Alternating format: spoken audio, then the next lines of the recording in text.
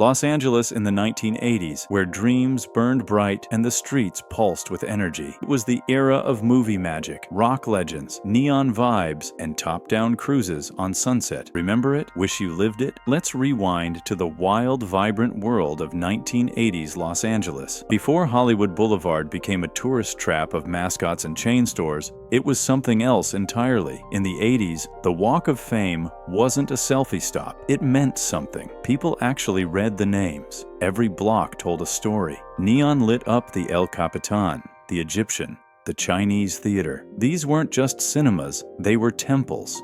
Velvet seats, gold trim, the scent of popcorn. It felt sacred. Premieres shut down streets. Crowds packed the sidewalks, hoping for a glimpse of stardom. No TikTok, no live streams. You had to be there. And if you were, it was pure magic. A few blocks away, indie gems like the Vista and New Beverly played cult classics and midnight double features. No luxury, just love for film, shared in packed rooms with strangers who got it. By day, Hollywood buzzed with life. Street performers, break dancers, actors with headshots, kids skating past record stores. The Capitol Records Tower loomed overhead, and behind it all, the Hollywood sign, faded, weathered, iconic. This wasn't about clout. It wasn't about going viral. It was about chasing stories. Some ended in fame, some in heartbreak, but every one of them was real. When the sun set over 80s LA, the city came alive, and the real stars came out. Not just above, but on sidewalks, in clubs, and behind velvet ropes.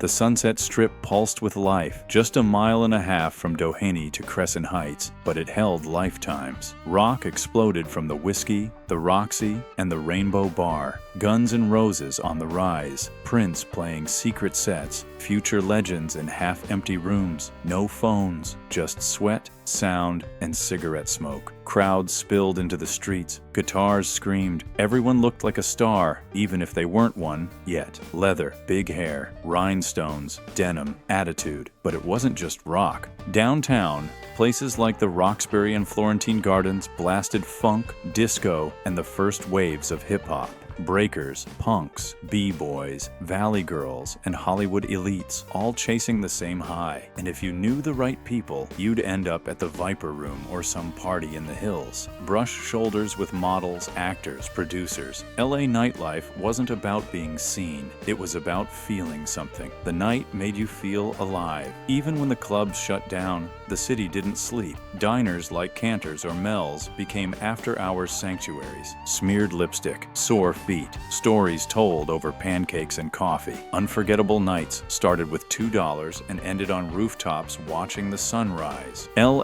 in the 80s wasn't just a city. It was the heartbeat of a cultural revolution. Every corner buzzed with something iconic, and you didn't even know it yet. To live in LA then was to breathe pop culture. Hollywood was deep in its blockbuster era. Spielberg, Lucas, Hughes, not just making movies, making memories. E.T. wasn't a film, it was a feeling. The Breakfast Club didn't talk at teens, it got them. Kids quoted Indiana Jones before they understood him because the adventure felt real. L.A. made those stories, wrote them, cast them, shot them. It turned imagination into reality, and then came the music. MTV dropped in '81, and everything changed. Suddenly, image mattered as much as sound, and L.A. had both. Michael Jackson's moonwalk went global, but his creative spark came from here. Madonna, Prince, Whitney. Their videos became mythology, and L.A. was the backdrop. Skateboarding? Not a trend, a movement. Born in empty pools, perfected by the Z-Boys of Venice. Surfboards leaned on wagons in Malibu. Roller skaters turned Venice Beach into a stage. Style came straight from the streets. Acid-wash denim, neon windbreakers, big hair, high tops.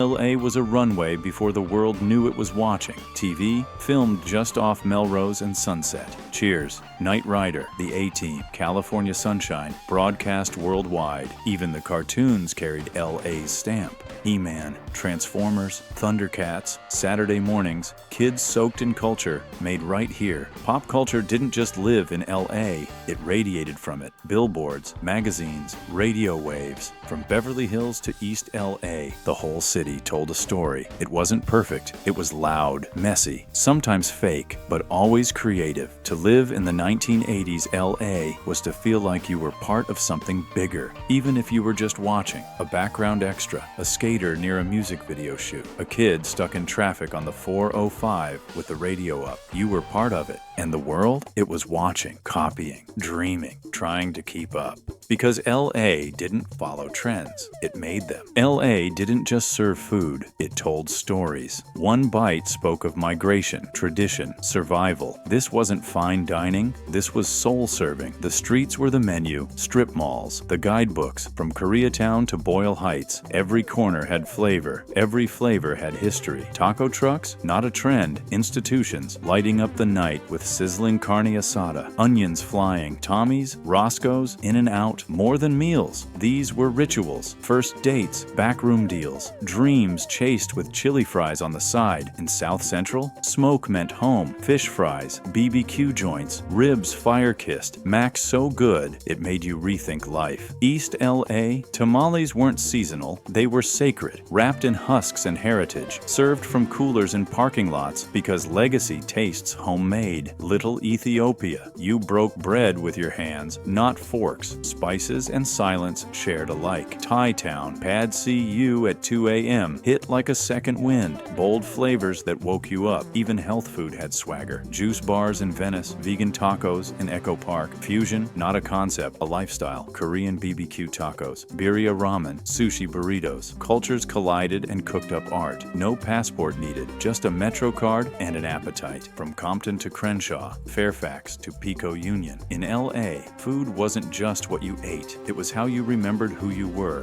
where you came from, and who made it possible for you to be here. Was LA in the 80s better or just different? Has the magic faded or just evolved? Drop your thoughts in the comments. We read every single one. And if you're all about that LA nostalgia, hit like, smash subscribe, and ring the bell so you never miss a trip back in time.